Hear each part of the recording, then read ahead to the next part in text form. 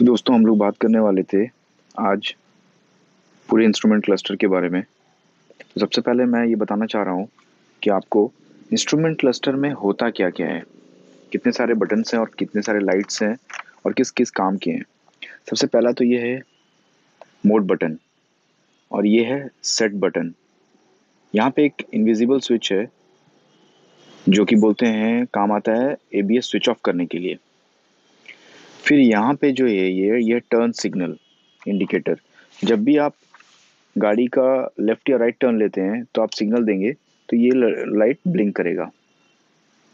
और इसमें actually automatic switch off वाला सिस्टम नहीं है, हमको खुद ही प्रेस करके स्विच ऑफ करना होता है। और उसके बगल वाला है, ये है OBD, on board diagnosis indicator. ये एक्चुअली कब जलता है, जब अगर बाइक में कुछ फॉल्ट होता है या कुछ क्रिटिकल मतलब कुछ भी क्रिटिकल फॉल्ट या सेफ्टी के वजह से कुछ भी गाड़ी में कुछ भी खामी होता है, उस वजह से ये लाइट जलेगा। आपको वो इंडिकेट करेगा कि गाड़ी आप मतलब चलाने के लिए प्रॉब्लम है, कुछ भी बड़ा कुछ प्रॉब्लम हो सकता है, इसलिए उससे पहले कि आप चलाओ गाड़ी उसको सॉल्व कर लो, क्या प्रॉब्लम है वो देख लो। उसके बगल में है ये शिफ्ट आरपीएम इंडिकेटर। एक्चुअली आप दो आरपीएम है इसमें, आरपीएम 1 और आरपीएम 2। आरपीएम 1 एक्चुअली काम आता है कि जब आपको नोट करने के लिए कि जब ये गियर कब शिफ्ट करना है, अप शिफ्ट, वो है मतलब कि वो लेवल पहुंच गया है भाई, आप थर्ड गियर से फोर्थ गियर चेंज कर सकते हो या फोर्थ से फिफ्थ या फिफ्थ से सिक्स या फर्स्ट से सेकंड भी। और आरपीएम 2 होता है कि आप उस आरपीएम के बाद आपने वो लिमिट जो स्पीड है वो आपने अचीव कर लिया है, उसके बाद आप अगर एक्सीलरेटर दे रहे हो तो वो लाइट फ्लैश कंटिन्यू करेगा, जल के ही रहेगा। पर आरपीएम 1 में क्या होता है ना, ये बस ब्लिंक करेगा कि वो आपने अचीव कर लिया है वो आरपीएम 1। उसके बगल में है ये न्यूट्रल, न्यूट्रल लाइट। आप अगर न्यूट्रल में होते हो तो ये लाइट जलता है। और ये उसके बाद वाला जो है ये है हाई बीम के लिए। आप कोई जब भी हाई बीम जलाओगे तो ये लाइट स्विच ऑन होगा। और इसके बाद जो है राइट हैंड साइड में ये है एबीएस का लाइट। आप जब भी गाड़ी स्विच ऑन करोगे तो ये लाइट जलेगा और ये इंडिकेट करता है कि एबीएस एक्टिवेट है। उसके नीचे है एक लॉक सिंबल जो आता है। एक्चुअली मैंने तो अभी तो मेरा तो ये जला नहीं है, अब तक यूज़ नहीं किया है। बहुत सारे सिस्टम्स आते हैं, इमोबिलाइजर सिस्टम्स, जो रिमोट सेंसिंग के जैसा यूज़ होता है, वो हम यूज़ कर सकते हैं इसमें। ये ऑप्शनल है एक्चुअली, वो यूज़ कर सकते हैं ताकि अगर चाबी होगा भी ना तो कोई ऑन नहीं कर सकता जब तक कि वो कोड मैच नहीं करेगा। वो यूज़ होता है, ये लॉक सिस्टम उस पे है। और इसके नीचे है ये वार्निंग वाला सिंबल। आप देख रहे हैं जैसे कि मेरा अभी साइड स्टैंड है तो ये वार्निंग सिंबल दिया हुआ है। अगर मैं साइड स्टैंड हटा दूं ना अभी तो ये लाइट ऑफ हो जाएगा। देखिए ऑफ हो गया, ये लाइट जल नहीं रहा है। फिर से मैं साइड स्टैंड ऑन अगर डाल दूं ना तो ये ऑन हो गया है। और ये चलता है काफ़ी चीज़ों में, जैसे कि फ्यूल लेवल अगर कम हो गया उस टाइम में ब्लिंक करता रहेगा, वो चीज़ है। फिर हम आते हैं स्क्रीन में। एक्चुअली स्क्रीन में क्या क्या है, सबसे पहले ऊपर तो है ये टैकोमीटर। टैकोमीटर दिखाता है कि आपका आरपीएम कितना जा रहा है एक्सेलरेशन के हिसाब से। और सबसे ये बात ये है कि के टी एम आर सी 390 का जो है, मैं पर्टिकुलरली इसके बारे में बता रहा हूँ क्योंकि मैं इसको चलाया हूँ। ये बता रहा हूँ कि इसका आरपीएम हमेशा 2 से जस्ट नीचे थोड़ा सा कम में रहता है। लाइक इट इज़ फ्रॉम मतलब 1.9 सॉरी 1.9 या 1.8 के आसपास रहता है। और वो चेंज नहीं कर सकते हम, वो शायद ईसीयू से चेंज हो सकता है, पर सर्विस सेंटर वाले तो चेंज नहीं करते हैं बोलते हैं मेरे को। और उसके जस्ट नीचे है आपका गियर इंडिकेटर, कौन से गियर पे हो वो इंडिकेट करता है। और बहुत सारे टाइम पे मैं देखा हूँ कि ये ज़ीरो हो जाता है या ब्लैंक हो जाता है। कभी कभी देखा हूँ मैं, मेरा इंडिकेशन लाइक मैं स्लोली आके रुका गाड़ी, उसके बाद मैं न्यूट्रल कर रहा हूँ तो ये इंडिकेटर स्लो मतलब गियर इंडिकेटर दिखाता नहीं है। ये या तो ब्लैंक हो जाता है डैश, या तो ज़ीरो ही दिखाता है। और ये है उसके बगल में आपका स्पीड इंडिकेटर, कौन से स्पीड में आप हो वो दिखाने के लिए है। उसके बगल में जो रीडिंग है वो है ओडोमीटर। मतलब ये ओडोमीटर हमेशा चलता रहता है, कितना किलोमीटर गाड़ी अब तक चल चुका है वो दिखाता है। और उसके नीचे जो एक छोटा सा डिस्प्ले है, वो डिस्प्ले दिखाता है आपका बहुत सारा इंफॉर्मेशन दिखाते रहता है। एक्चुअल फ्यूल कंजप्शन जो है, आप गाड़ी चला रहे हो तब दिखाता है कि आपका फ्यूल कंजप्शन कितना हो रहा है, मतलब जो माइलेज दिखाता है वो दिखाता रहता है। फिर अभी मैं साइड स्टैंड लगा दूँ तो साइड स्टैंड का दिखाएगा। फिर अभी आप किल स्विच मारोगे तो किल स्विच लिखेगा। तो बहुत सारा फंक्शन है इसमें।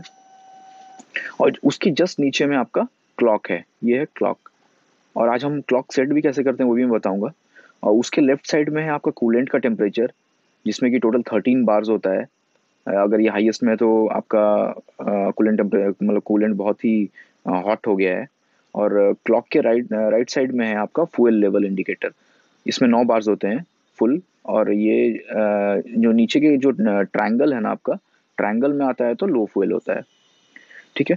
तो और वैसे भी आज हम बात करने वाले हैं टोटली एक्चुअली क्या क्या सेटिंग्स करने वाले हैं, वो चीज़। सेटिंग्स हम पहले सबसे पहले क्या कर सकते हैं, हम बात करते हैं कि कैसे चेंज करना है ये यूनिट। ये जो किलोमीटर पर आवर है इसको चेंज करना है। यहाँ दोनों में, ओडो में किलोमीटर दिखा रहा है और गियर के नीचे भी यूनिट किलोमीटर पर आवर दिखा रहा है।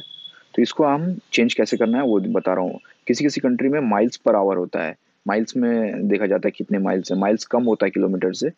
तो वो दिखा रहा हूँ मैं आपको, इसमें इसको माइल्स कैसे करना है।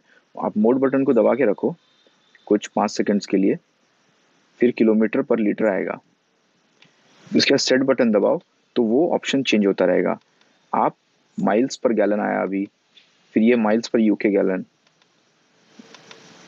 ये माइल्स पर लीटर में था,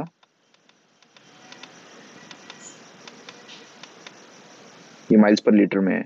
इसको छोड़ दो, ये अपने आप सेट हो जाएगा माइल्स पर लीटर में। देखो एमपीएच हो गया, माइल्स पर आवर। ये ओडो भी 1800 हो गया माइल्स में। इसको वापस से करना है, फिर मोड दबा के रखो आप, फिर से आएगा माइल्स।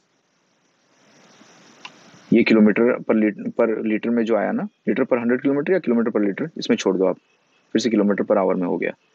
ये था पहला, यूनिट कैसे चेंज करना है। दूसरा है कि क्लॉक कैसे चेंज करना है। ये बहुत ही थोड़ा मतलब डिफिकल्ट चीज़ है। सबसे पहले तो क्लॉक चेंज करने के लिए आपको ये दोनों बटन दबाना पड़ेगा, मोड और सेट बटन।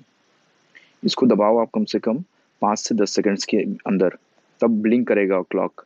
ब्लिंक करने के बाद आप मोड बटन दबाएंगे, देखिए ब्लिंक किया ना, तो मोड बटन दबाएंगे आप आवर चेंज करने के लिए, और सेट बटन दबाएंगे मिनट चेंज करने के लिए। तो हमारा जो टाइम था 21 था, अगर मैं इसको छोड़ दूं ना ऐसे ही तो टाइम सेट नहीं होगा, वो वापस 21 हो जाएगा। देखिए 19, सॉरी 19-16 था ना। अब आपको चेंज कैसे करना है, सोचो मैं अभी अगर आपको 10 मिनट बढ़ाता हूँ, 16 से 26 करता हूँ, तो पहले मैं क्लॉक को दबाऊंगा, ब्लिंक करेगा वो। अब मैं मिनट दबाऊंगा, इसको 26 करता हूँ मैं। 26 करने के लिए, सेट करने के लिए आपको ये दोनों एक साथ दबाना है।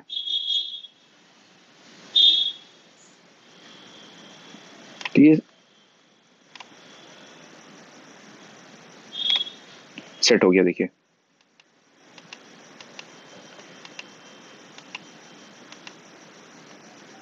ये सेट है क्लॉक, 26 कर दिया मैं अभी।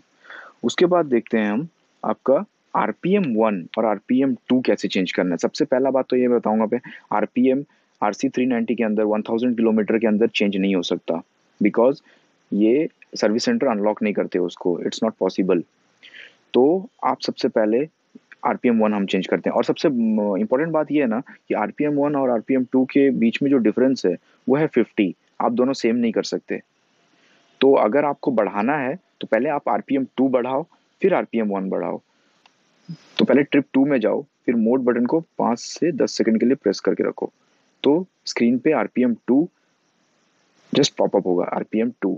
आप मोड बटन दबा के आप इसको बढ़ा सकते हो, RPM को हर 50 बढ़ता है इसमें इंटरवल में। तो आज हम अभी करेंगे 11,500। और इसको करने के लिए आपको दोनों फिर से मोड और सेट बटन दबाना है सेट करने के लिए। अगर आप सेट नहीं करोगे ना तो सेट नहीं होगा। RPM 2 सेट हो गया। अब देखो फिर से मैं चेक कर रहा हूँ आपको, RPM 2 11,500 पे ही होगा। देखो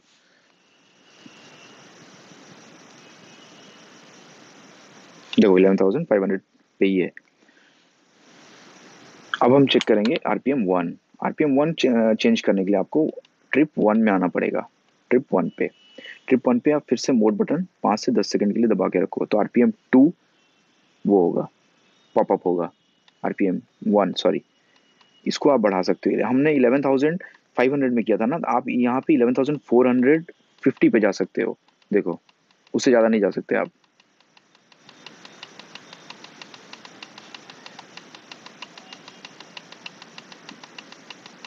देखिए 11,450, इससे ज़्यादा हम कर नहीं सकते, कमा देते हैं, 11,000 पे रखते हैं एक्चुअली, और हम ये दोनों बटन दबा के रख के सेट करते हैं, इसको सेट हो गया। ये था आरपीएम का, ठीक है। अब हम करते हैं आपका, और एक इंपॉर्टेंट चीज़ बताता हूँ, ये ट्रिप 1 ट्रिप 2 है एक्चुअली, और एक थर्ड वाला भी है ट्रिप एफ, जो होता है आपका लो फ्यूल के बाद शुरू होता है। लो फ्यूल जैसे ही होगा ना, तो आपका ट्रिप एफ आएगा, और जीरो से काउंटिंग स्टार्ट होगा, कितना किलोमीटर आपने चलाया लो फ्यूल में, वो दिखाता है आपको। और एक चीज़ है, आप ट्रिप 1 पे हो, सेट बटन प्रेस करके रखो, तो आपका ट्रिप 1 जीरो हो गया।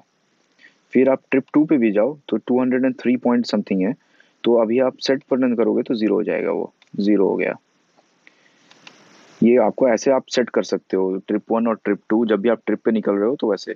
और अभी हम लास्ट में बात करेंगे आपका एबीएस कैसे स्विच ऑफ करना है। एबीएस एबीएस स्विच ऑफ करने के लिए यहाँ पे एक थर्ड इनविजिबल बटन है, आप प्रेस करके देख सकते हो, आपको फील हो जाएगा कि वो बटन आप देख रहे हो। करना क्या है, आप बस इस बटन को 5 सेकेंड्स के लिए प्रेस करके रखो, 1 2 3 4 5, लीव इट, ये हो गया ऑफ, वार्निंग सिंबल भी जल गया, और ये एबीएस स्विच ऑफ हो जाएगा आप गाड़ी स्टार्ट करोगे तो। और यहाँ पे लिख रहा है नॉट लीगल, बिकॉज केटीएम नहीं चाहता कि आप विदाउट एबीएस गाड़ी चलाओ, because ABS is always safe for us, इसलिए। अब इसको वापस से कैसे एबीएस को एक्टिवेट करना है, ये बहुत ही सिंपल है। आपको बस जस्ट स्विच ऑफ करना है गाड़ी, देन अगेन स्विच ऑन करना है, तो ये अगेन एक्टिवेट हो गया, नो एरर्स। तो दोस्तों और भाइयों, ये था आज का इंस्ट्रूमेंट क्लस्टर के बारे में डिटेल्स। अगर आपको कुछ और सवाल है तो आप उसको कमेंट सेक्शन में लिखें, और मैं कोशिश करूंगा कि उसका जवाब कैसे देना है वो बताऊंगा मैं आपको काइंडली। और अगर वीडियो अच्छा लगा तो प्लीज़ लाइक करें, और मेरे चैनल को सब्सक्राइब करें, ताकि मैं और डिटेल बताते जाऊं गाड़ियों के बारे में। ये तो अभी RC 390 के बारे में मैंने शुरू किया है, I will proceed to other bikes also, क्योंकि मैं जान रहा हूँ बहुत लोगों के पास बहुत क्वेश्चंस होते हैं, और अगर मैं कर पा रहा हूँ सॉल्व तो बहुत अच्छी बात है।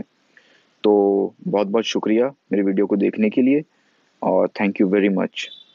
Bye bye, sayonara.